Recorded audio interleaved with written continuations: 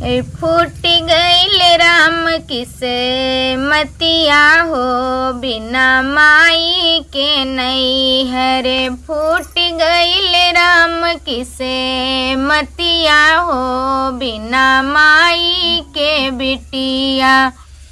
माई जो होती हाल मोरा पूछती, माई जो होती हाल मोरा पूछती, माई जो होती भूखे मोरा पूछती। सासू न पूछे कभो हलिया हो, बिना माई के बिटिया। सासू न पूछे कभो भूखिया हो, बिना माई के बिटिया। फूट गईल राम किसे मतिया हो, बिना माई के बिटिया।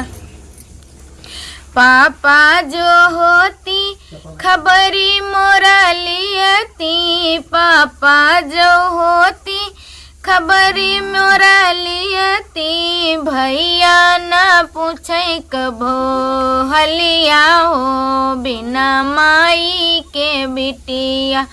भैया न पूछे कभो हलिया हो, बिना माई के बिटिया।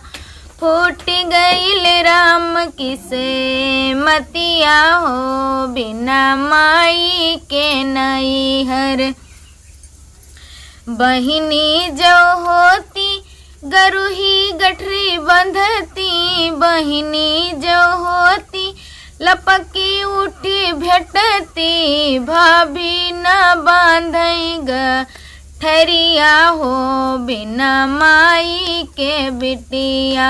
भाभी न दियई वरिया हो, बिना माई के नैहर। फूट गईल राम किसे मतिया हो, बिना माई के नैहर।